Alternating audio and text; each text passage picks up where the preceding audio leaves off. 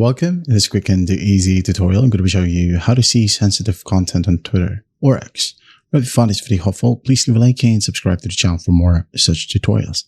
Now, first up, go ahead and open up the X app or from the website if you're using a browser. Then just go ahead and tap on your profile.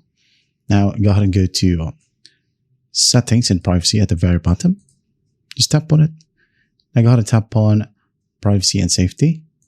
Tap. And then you'll be able to see content you see. All right. So you're going to want to tap on it. Now, you'll be able to find sensitive media. Tap on it. And then just basically tick on it. It says here, display media that may contain sensitive content. Yes or no. Yes means checked. No means unchecked. All right. So just keep it with the blue check mark. And then once that's done, you should be good to go. That is how you see or enable sensitive content on Twitter or X. I hope this video helps, and I'll see you in the next one.